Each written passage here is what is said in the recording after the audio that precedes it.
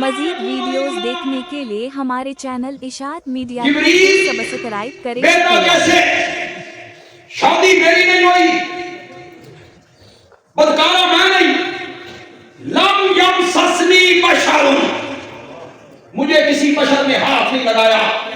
تو وہ جواب میں کہتا ہے کذالک، یہ ہوتا ہے داتا، اسے کہتے ہیں تسکین، اسے کہتے ہیں غوث اعظم۔ وہ جواب میں کہتا ہے کذالک، اسی طرح، کس طرح تجھے بنایا،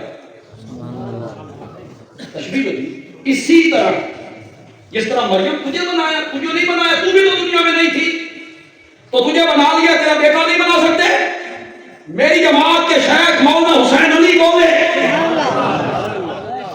کہا کاف تشبیہ کا نہیں ہے، کاف نے بیان الکمال ہے، مانا کریں گے یوں ہی، اور اگر یوں ہی کے لفظ میں سرور نہیں آیا تو بندیالوی کہتا ہے مریم کے تعجب کے جواب میں رب نے کہا نا شادی تیری نہ ہوئی ہوئے، کسی بندے تن ہاتھ نہ لائے ہوئے، پھر تر پتر دے دیے، ایو تو سادہ کمال ہے، یہی تو ہمارا کمال ہے۔ تستگیر وہ ہوتا ہے کہ 120 سال کے پورے زکریا کو 5 بیوی سے یحییٰ جیسا بیٹا عطا کر کے اس کے سر پہ بھی نبوت کا تاج پہنا دیا کرتا ہے۔ بے شک بے شک، سبحان اللہ کا کیا میں نے نہیں، اس کا شریک کوئی نہیں، اس کا وزیر کوئی نہیں، اس کا مشیر کوئی نہیں، اس پر موت نہیں آئے گی، اسے نیند نہیں آتی، اور الحمدللہ کا معنی ہے کیا مطلب؟ اللہ خالق ہے، اللہ رازق ہے، اللہ مالک ہے، اللہ محیی ہے، اللہ ممیت ہے، اللہ عالم الغیب ہے، اللہ حاضر و ناظر ہے، اللہ مشکل کشا ہے۔ یہ معنی ہو گیا الحمدللہ۔ تمام صفتیں کس کے لیے؟ میں اس طرف نہیں جانا چاہتا کیونکہ یہاں سوال و جواب پہ ایک سلسلہ شروع ہوتا ہے، طالب علم اچھی طرح جانتے ہیں اسے، میں اس طرف نہیں جانا چاہتا۔ میں اپنے شیخ کا معنی کرتا ہوں۔ میری جماعت کے شیخ مولانا حسین علی رحمۃ اللہ علیہ کا جو انداز تفسیر ہے وہ آیت کا ایسا معنی کرتے ہیں جس پر کوئی اعتراض نہیں ہو۔ یہ کمال ہے میرے شیخ، اس معنی پہ کوئی اعتراض نہیں۔ یہ عربی زبان ہے، بڑی فصیح اور بڑی بلیغ زبان ہے، یہ جنت کی زبان ہے۔ یہ بھی لفظ ذرا مجھ سے صحیح نہیں، میں نے کہا یہ میرے نبی کی زبان ہے۔ جنت میں لوگ عربی بولے، اور جہنمیوں کی زبان کیا ہے؟ ایک انگریز اپنے باورچی پہ ناراض ہوا، اس نے کوئی نمک میرے زیادہ ڈال دیا، ناراض ہو کے وہ انگریز کہتا ہے نکلو، بوری اب اس طرح باندھو، نکلو میرے گھر سے۔ اس باورچی نے کہا کہاں جاؤں؟ اس نے کہا جاؤ جہنم میں۔ تو وہ بھی بستر اٹھا کے چل دی۔ تھوڑی دیر کے بعد واپس آیا اور کہنے لگا صاحب آپ نے غلطی سے مجھے بھیجا ہے، میں وہاں گیا تھا، وہ کہتے ہیں انگریزی پڑھے ہوئے کو لیتے ہیں۔ جگہ تھی آپ کی، اپنی جگہ پہ آپ نے مجھے بھیجی۔ عربی زبان بڑی فصیح زبان ہے، اس میں الحمد کا جو الف لام ہے نا، اس کے بھی کئی معنی ہیں۔ ہمارے شیخ نے الف لام عہد خارجی کا بنا کے معنی کیا اور مزہ ہی آ گیا۔ الحمد تمام صفتیں، تمام خوبیاں، تمام کمال، یہ معنی نہیں ہے۔ یہ الف لام استغراقی بنائے تب یہ معنی ہوتا ہے۔ ہمارے شیخ نے الف لام عہد خارجی کا بنایا اور معنی کیا تمام صفات الوہیت للہ، اس کے لیے الہ والی صفتیں، الہ والی صفتیں، معبود والی صفتیں، معبود والی صفتیں، حالانکہ سمجھ نہیں آئی اللہ علیہ صفتہ، اللہ علیہ جو اللہ والی صفتیں ہیں نا للہ، یہ میں کس میں مانوں گا؟ توحید جب بیان ہو، میں اکثر تقریروں میں کہا کرتا ہوں، جب توحید بیان ہونا دھرتی پر تو اللہ عرش پہ فرشتوں میں بیٹھ کے فخر کر رہا ہو میری وحدانیت میں۔ توحید بیان ہو چکا ہے، ہر جگہ شرک کی شرک، شرک سرکس میں شرک، ڈراموں میں شرک، فلموں میں شرک، نعتوں میں شرک، بسوں میں شرک، ماتھے کے سامنے جو کچھ لکھا ہوا ہے اس میں شرک، کاروں کے پیچھے جو کچھ لکھا ہوا ہے اس میں شرک، جو فقیر مانگتا پھرتا ہے، ہر جگہ شرک کی شرک۔ توحید کی آواز کہیں کہیں، وہ بھی ہر مسجد میں نہیں، وہ بھی رب نے اشاعت و توحید کی قسمت میں کی۔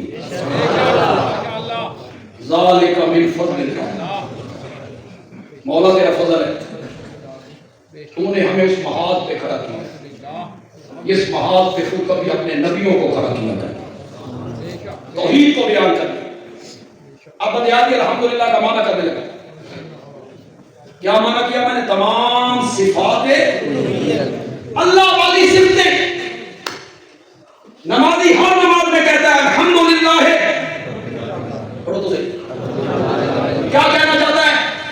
مولا خالق ہونا، مالک ہونا، رازق ہونا، محیی ہونا، ممیت ہونا، مدبر ہونا، العلیم لکل حال ہونا، الخبیر ہونا، عالم الغیب ہونا، مختار کل ہونا، داتا ہونا، گن بخش ہونا، دستگیر ہونا، غوث اعظم ہونا، لجپال ہونا، قریب نواز ہونا، کرنیا والا، بھرنیا والا، فضلہ والا، کرما والا ہونا۔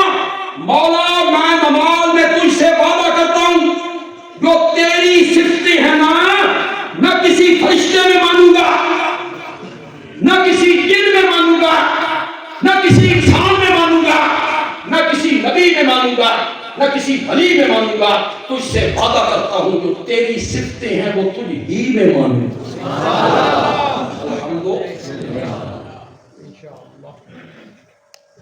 میرے پاس اس کی بڑی مضبوط دلیل، اس معنی کی بڑی مضبوط دلیل ہے۔ علماء کی اگر اس طرف توجہ پہلے نہیں گئی، آج اس طرف توجہ، سٹیج پہ علماء بیٹھے، میری اس دلیل کو سنیں، پسند آ جائے تو کہنا بھائی بندیالوی استدلال اچھا کرے۔ حدیث میں آتا ہے کہ جب معصوم بچے کی جان فرشتے قبض کرتے ہیں اور ماں باپ کی گود میں وہ بچہ انتقال کر جاتا ہے، فرشتے روح لے کر اللہ کے پاس پہنچے، اللہ نے کہا میرے بندے کا باغ اجاڑا ہے، اس کے باغ کا پھول توڑا ہے کہ ہاں میرے مولا۔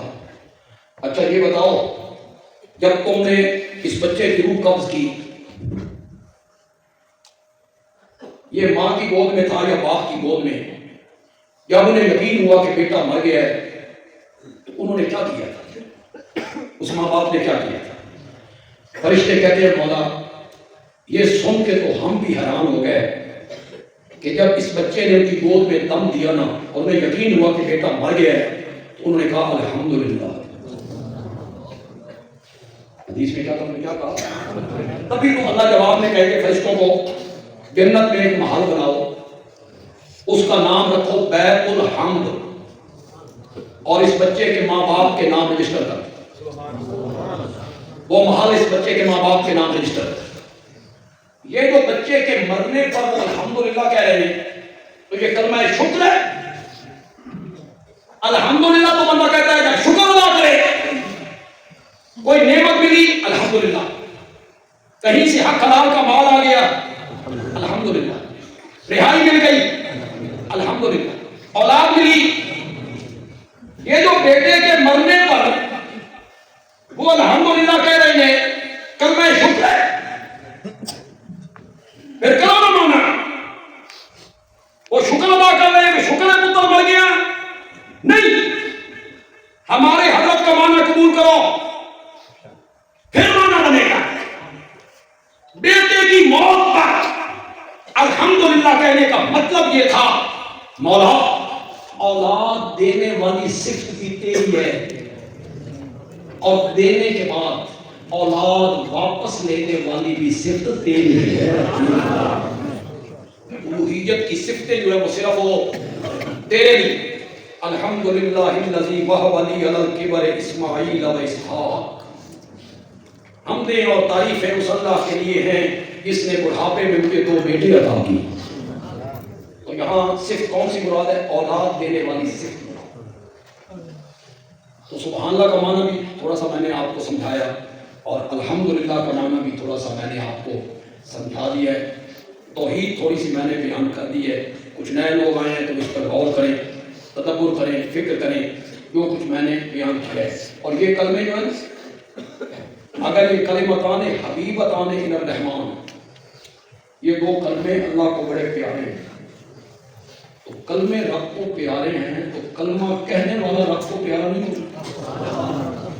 کلمے اگر پیارے ہیں، ان کلمات کا کہنے والا بھی رب کو کیا ہوگا؟ پیارا ہوگا. ان کلمات کو اس طرح کہنا ہے جس طرح میں نے آج آپ کو سمجھایا. سبحان اللہ، کیا میں نے اس کا کوئی شریک ہو، اور الحمدللہ. دیکھیں اس آخری حدیث میں الحمدللہ ایک مرتبہ ہے اور سبحان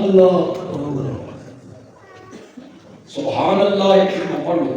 سبحان اللہ و بحمدہ، پھر سبحان اللہ. کیوں؟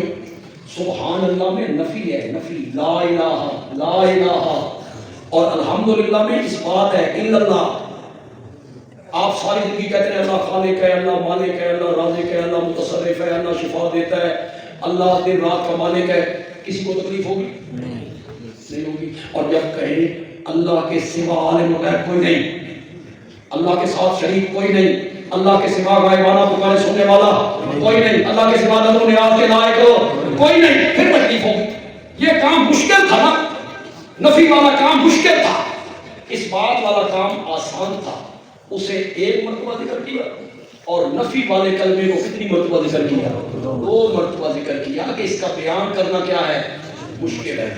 میری آپ سے گزارش ہوگی، کافی وقت بیت گیا ہے، کہ آپ یہ دستار بندی کا منظر آپ دیکھیں.